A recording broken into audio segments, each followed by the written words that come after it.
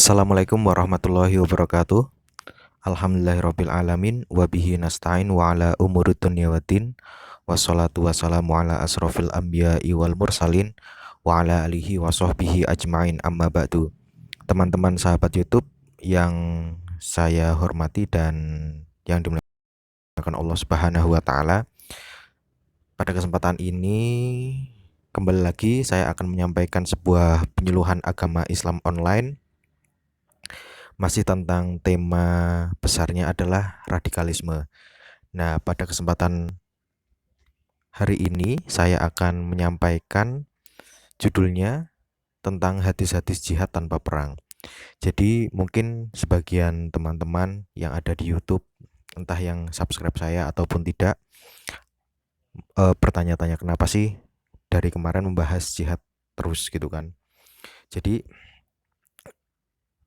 kenapa saya membahas konsep jihad?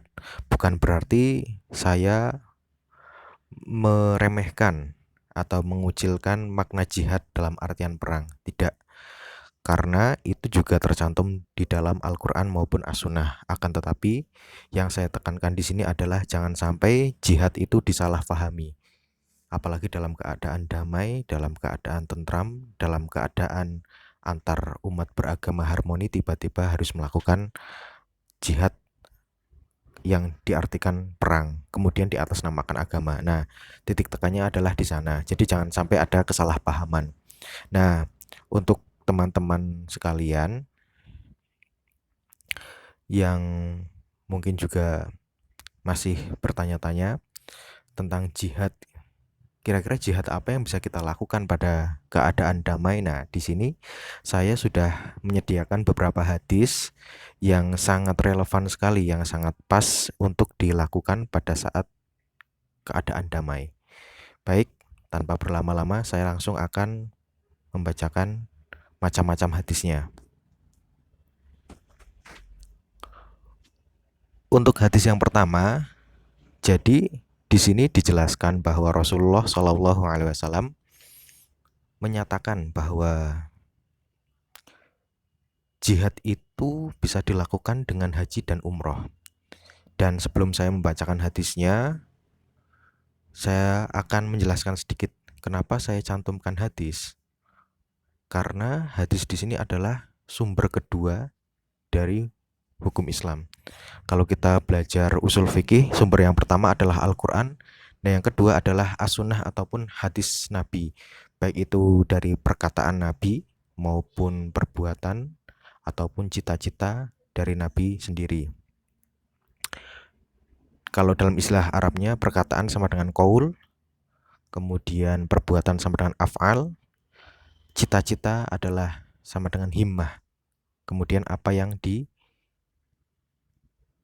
didiamkan oleh Nabi, artinya sukut. Nabi bersukut, Nabi mendiamkan, itu adalah definisi dari hadis ataupun sunnah itu secara singkat. Baik, adapun hadis berjihad dengan haji dan umroh, redaksinya adalah seperti ini.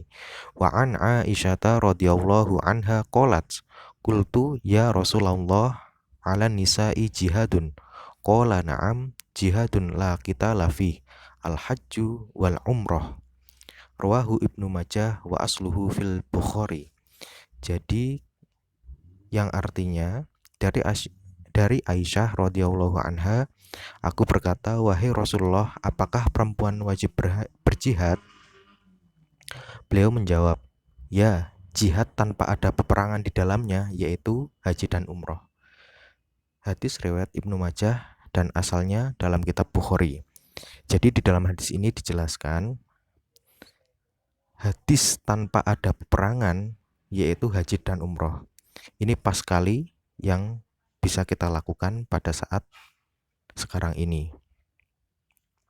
Dan juga hadis ini mengandung makna yang pertama, bahwa perempuan itu bisa berjihad, jihadnya adalah tanpa perang. Dan dalam Islam, perempuan tidak boleh berperang. Oleh karena itu, jihadnya itu diganti dengan haji dan umroh. Itu kemungkinan pertama, makna yang pertama. Kemudian yang kedua, Bisa diartikan juga bahwa jihad yang dalam keadaan damai seperti saat ini, seperti di Indonesia, yang bisa dilakukan oleh setiap muslim adalah haji dan umroh. Perlu kita ketahui bersama bahwa haji adalah rukun Islam yang kelima. Artinya, ketika seorang muslim melakukan haji, selain dia berjihad di jalan Allah, dia berada dalam fisabilillah, dia juga telah melaksanakan rukun Islam yang kelima. Kemudian selain haji yaitu umroh. Umroh adalah arti bahasanya adalah berkunjung. Akan tetapi di sini berkunjung dalam rangka meraih perjalanan spiritual, bertakarub kepada Allah Subhanahu wa taala di Baitullah, dan ini sama-sama perbuatan yang mulia. Oleh karena itu ini pas sekali untuk kita lakukan di masa-masa sekarang ini. Kemudian hadis yang kedua yaitu hadis berjihad dengan cara berbakti kepada kedua orang tua. Perlu saya sampaikan bahwa hadis yang pertama tadi terdapat dalam kitab Bulughul Maram. Untuk nomor hadisnya nomor 1287. Kemudian hadis berjihad dengan cara berbakti kepada orang tua terdapat juga dalam kitab Bulughul Maram nomor 1288. Saya akan membacakan matan hadis sekaligus sanadnya. Wa an Abdillah ibni Amrin radhiyallahu anhuma qala jaa rajulun ilan nabiyyi sallallahu alaihi wasallam yasta'dzinuhu fil jihadi faqala hayyun walidaka qala na'am qala fa fihima fajahid muttafaqun alaih, yang artinya Abdullah ibnu Umar radhiyallahu anhu berkata, ada seseorang menghadap Rasulullah Shallallahu Alaihi Wasallam meminta izin ikut berjihad dalam rangka berperang. Lalu Rasulullah bertanya, apakah kedua orang tuamu masih hidup? Ia menjawab, ya. Lalu Rasulullah Shallallahu Alaihi Wasallam bersabda, kalau begitu berjihadlah untuk kedua orang tuamu. Hadis ini mungkin sangat masyhur, sangat populer di antara kita, bahwa ada seseorang yang izin kepada Nabi untuk berperang, kemudian Rasulullah bertanya, apakah kedua orang tuanya masih hidup? Kemudian seseorang tersebut menjawab, ya. Dan kalimat terakhir yang dikatakan oleh Rasulullah adalah, berjihadlah dengan cara berbakti kepada orang tua. Ini menjadi alternatif bagi kita bahwa berjihad itu bisa dengan berbakti kepada orang tua. Lalu mungkin yang akan menjadi pertanyaan kita adalah, orang tua yang umurnya seperti apa, kriteria seperti apa kita berbakti kepada orang tua. Dalam hal ini bisa diartikan bahwa ada orang tua yang sudah tua renta, kita berbakti kepadanya dengan cara merawatnya bisa, ataupun menaati perintahnya, kemudian menjauhi larangannya asalkan tidak bertentangan dengan syariat bisa. Dan banyak cara untuk berbakti kepada orang tua. Dan saya kira Islam hanya memberikan sebatas nilai-nilai global saja, tidak memberikan rincian bagaimana kita harus berbakti. Intinya adalah bersungguh-sungguh untuk berbuat baik kepada orang tua. Itu saja. Merawat, kenapa? Karena orang tualah yang sedari kecil telah merawat kita, maka tidak ada salahnya, alangkah baiknya kita berbakti kepadanya seperti mereka mengasihi dan menyayangi kita sewaktu kecil maupun sewaktu kita masih hidup. Walaupun kita yakin bahwa kasih sayang kita itu tidak akan bisa membalas apa yang telah mereka berikan. Itu tentang hadis yang kedua. Kemudian untuk hadis yang ketiga yaitu hadis berjihad menyatakan kebenaran di depan penguasa. Dari Abu Sa'id Al-Khudri, Nabi Shallallahu Alaihi Wasallam bersabda, "Afdolul jihadi kalimatu adlin inda sultanin jair." Artinya, jihad yang paling utama ialah mengatakan kebenaran atau berkata yang baik di hadapan penguasa yang zalim. Hadis riwayat Abu Daud nomor 4344, Tirmizi nomor 2174, Ibnu Majah nomor 4011. Al-Hafidh Abu Thohir mengatakan bahwa hadis ini hasan, dan ini juga hadis yang sangat populer. Artinya, ketika ada sebuah sistem di dalam negara yang dipimpin oleh seorang penguasa yang tidak pro dengan rakyat, maka kita boleh untuk menyatakan kebenaran dengan cara yaitu berkata yang baik, walaupun penguasa tersebut adalah penguasa yang zalim. Hadis ini menyatakan bahwa intinya jihad itu juga untuk menyatakan kebenaran di hadapan penguasa, yaitu kita memberikan kritik dan saran kepada penguasa maupun orang-orang yang ada di jajaran pemerintahan. Dan juga hadis ini menjelaskan bahwasanya seorang pemimpin harus peka terhadap masukan-masukan dari rakyatnya. Oleh karena itu, secara tersirat hadis ini juga menjelaskan bahwa pemimpin yang tidak baik adalah pemimpin yang otoriter, yang tidak mau mendengar masukan dari rakyatnya. Karena bagaimanapun juga rakyat adalah raja, sedangkan pemimpin adalah pelayan rakyat atau masyarakat. Oleh karena itu, apapun yang dilakukan harus memperhatikan kemaslahatan rakyat ataupun kemaslahatan umat. Dan kembali kepada bahasan jihad, bahwa jihad mengutamakan kebenaran di depan penguasa adalah termasuk yang paling utama. Arti paling utama di sini adalah yang primer, kemudian juga yang dicintai oleh Allah Subhanahu wa taala. Oleh karena itu, kita sebagai rakyat tentunya jangan pernah sungkan untuk memberikan masukan-masukan selama itu baik, dan tentunya bukan dengan cara-cara yang merusak maupun cara-cara yang provokatif, tetapi dengan cara-cara yang bijak, cara-cara yang baik yang bisa diterima oleh mereka. Karena apa? Sesuatu yang buruk, sesuatu yang anarkis pasti akan sulit diterima oleh orang, sedangkan cara yang bijak insya Allah akan mudah diterima oleh orang, termasuk adalah pemimpin.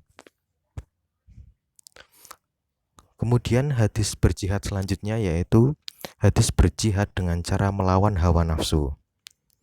Saya langsung membacakan matannya saja, karena saya yakin teman-teman juga sudah sangat populer dengan hadis ini. Afdolul jihadi ayyujahadar rajulu nafsaha wa hawahu, yang artinya jihad paling utama adalah seseorang berjihad atau berjuang melawan dirinya dan hawa nafsunya. Hadis ini derajatnya sahih, diriwayatkan oleh Ibnu An-Najjar, Abu Dzar radhiyallahu anhu, juga diriwayatkan oleh Abu Nuaim Ad-Dailami. Hadis ini juga disahihkan oleh Syekh Albani di dalam Sahih Al-Jami' Shaghir nomor 1099, dan beliau menjelaskan secara rinci dalam silsilah As-Shahihah nomor 1496. Ini hadis yang sangat populer, apalagi Imam Al-Ghazali juga pernah menuliskan dalam kitab Ihya Ulumuddin bahwa pada saat itu umat Islam kalah dalam perang salib. Beliau malah tidak ikut berperang, tetapi menyendiri dan menyatakan bahwa jihad yang paling utama adalah jihad melawan hawa nafsu. Beliau menuliskannya dalam sebuah kitab bahwa jihad yang paling utama adalah jihad melawan hawa nafsu. Kenapa umat Islam bisa kalah dalam perang salib pada saat itu karena apa? Orang-orang Islam tidak bisa menahan hawa nafsunya. Oleh karena itu, Al-Ghazali mengingatkan bahwa jihad sebelum jihad berperang yang paling utama adalah jihad melawan hawa nafsu.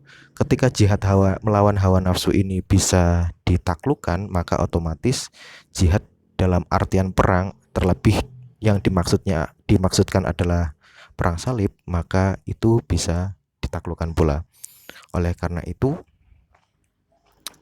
jihad di sini diartikan melawan hawa nafsu. Artinya setiap hari, setiap saat, setiap jam, dan juga setiap detik kita melakukan jihad dengan cara melawan hawa nafsu. Dan kita tidak perlu jauh-jauh mencari musuh untuk berjihad. Cukup dengan melawan hawa nafsu diri sendiri. Itu sudah dinyatakan sebagai jihad. Lalu saya tekankan kembali, bagaimana seseorang diperbolehkan jihad dalam artian perang. Di video saya yang sebelumnya dijelaskan bahwa umat Islam boleh berjihad asalkan dalam keadaan membela diri yang pertama, kemudian yang kedua dalam rangka menegakkan kebenaran dan keadilan. Dan yang terakhir sifatnya itu defensif bukan ofensif, bukan karena ingin menaklukkan kekuasaan atau karena invasi politik dan lain sebagainya, tetapi murni untuk menjaga hak-hak beragama, hak hidup, dan hak yang lainnya. Kesimpulannya adalah